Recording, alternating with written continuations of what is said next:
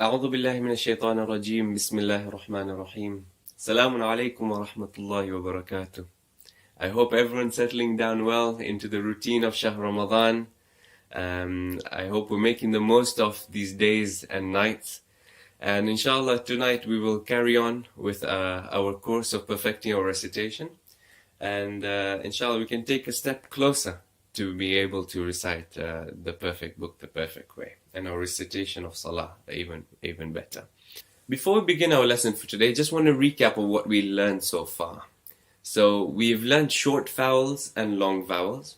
In the short vowels, remember we spoke about the fatha, kasra and dhamma and how we just pronounce them with the one count and we do not prolong them regardless of whether our tune takes us there or we're looking at the next letter or next word.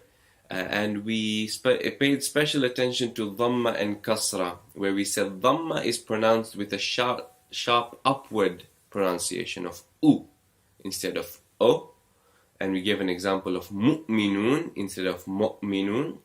And then we said that kasra is pronounced with a sharp downward pronunciation of e instead of e, and we gave an example of Surah Al-Fatiha where we say ihdina as-sirat al-mustaqim instead of ihdina as-sirat al-mustaqim.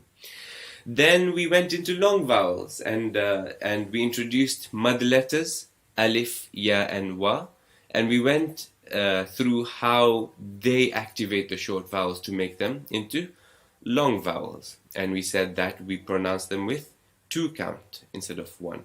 So we're not under stretching them or not overstretching them.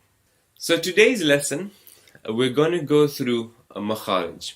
And I've picked 2 sets of letters that we commonly make mistakes on. Either we pronounce them the same or we swap them around.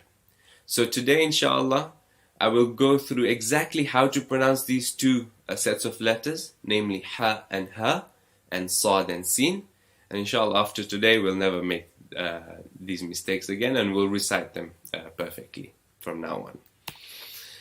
So, ha and ha. As you can see, there are throat letters. Ha comes from the middle part of the throat in the purple, and ha comes from the bottom part of the throat in the gray. The ha is the easier one because ha is more like the English H. Ha, as in we say, he is learning Qur'an. Whereas ha is from the middle part of the throat, as we saw. We are capturing the air in the middle part of the throat and putting some more emphasis in it. Ha. So the example we have here is uhilla. Whereas with the normal ha, it would be uhilla. Now, the reason why we go through this and is important to differentiate is because the meaning changes. Just from one letter, look how different the meaning is. So for example, uhilla means became halal, whereas uhilla means named or mentioned. So it's very important to, although the differences may seem small, but in reality the difference is big in terms of the meaning. And when it comes to changing the meaning of what Allah subhanahu wa ta'ala has told us, it becomes even bigger.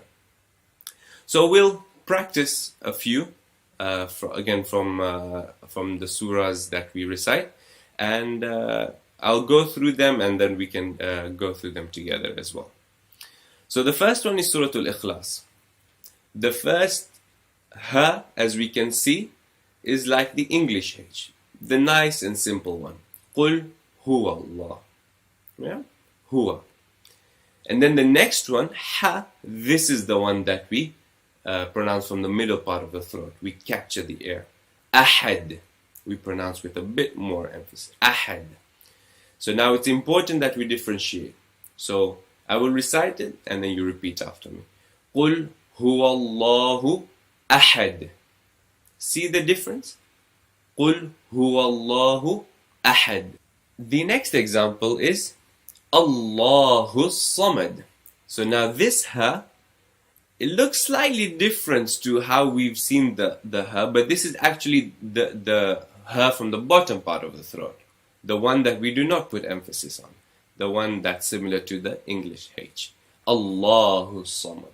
So we don't say Allahu, we say Allahu. This is easier. Allahu Samad.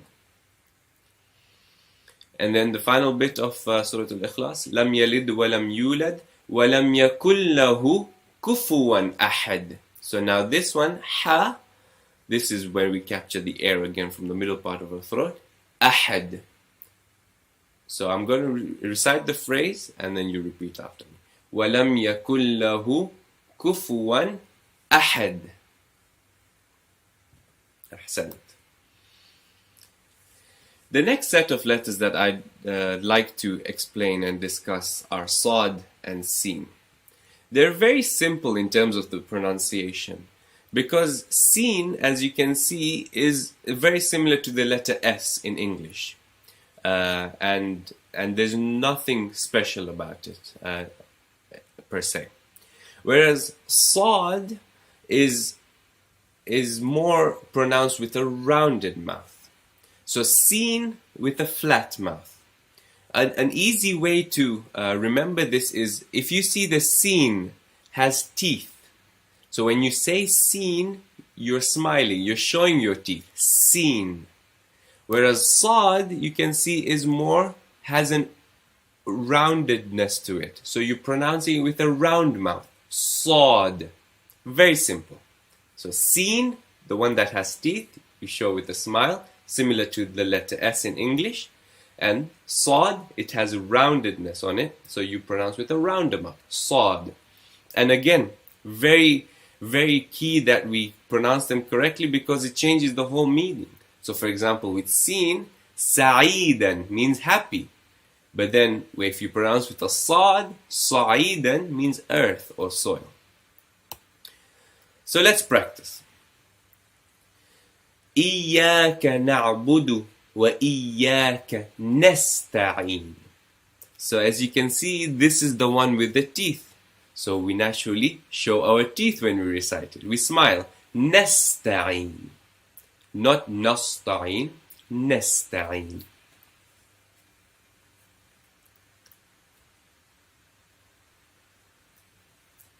The next one, this is a very good example because it has both Sad and Sin. So it'll be helpful to be able to distinguish between them. اهدنا الصراط المستقيم. So the first one is the Sad.